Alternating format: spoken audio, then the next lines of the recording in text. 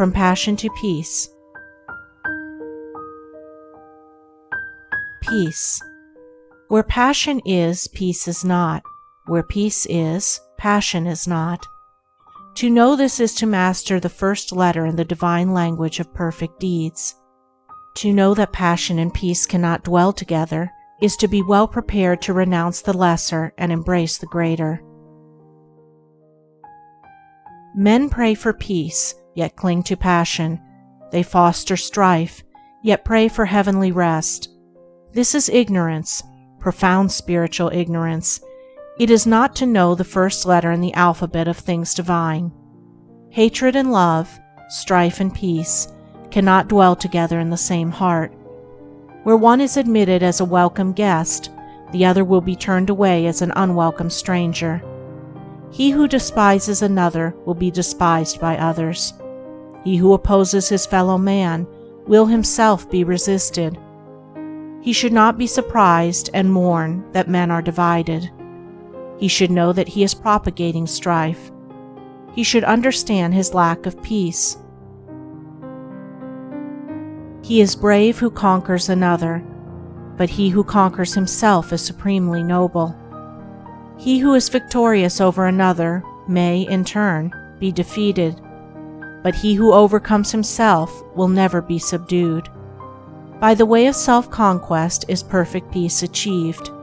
Man cannot understand it, cannot approach it, until he sees the supreme necessity of turning away from the fierce fighting of all things without, and entering the noble warfare against evils within. He who has realized that the enemy of the world is within and not without, that his ungoverned thoughts are the source of confusion and strife, that his own unchastened desires are the violators of his peace, and of the peace of the world, such a man is already on the saintly way.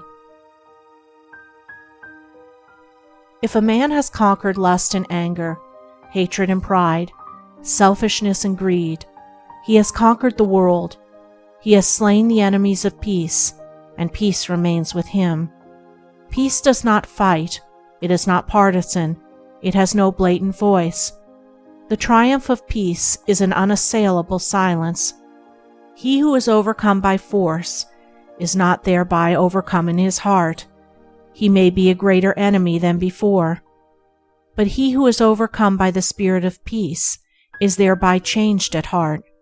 He that was an enemy has become a friend. Force and strife work upon the passions and fears, but love and peace reach and reform the heart. The pure-hearted and wise have peace in their hearts. It enters into their actions. They apply it in their lives. It is more powerful than strife. It conquers where force would fail. Its wings shield the righteous. Under its protection, the harmless are not harmed. It affords a secure shelter from the heat of selfish struggle. It is the refuge for the defeated, a tent for the lost, and a temple for the pure. Where peace is practiced and possessed and known, then sin and remorse, grasping and disappointment, craving and temptation, desiring and grieving, all the turbulence and torment of the mind, are left behind in the dark sphere of the self to which they belong, and beyond which they cannot go. Beyond where these dark shadows move, the radiant plains of divine beatitude bask in eternal light, and to these, the traveler on the high and holy way comes in due time. From the blinding swamps of passion, through the thorny forests of many vanities, across the arid deserts of doubt and despair, he travels on, not turning back nor straying from his course. He ever moves toward his sublime destination, until at last he comes, a humble and lowly, yet strong and radiant conqueror, to the beautiful city of peace.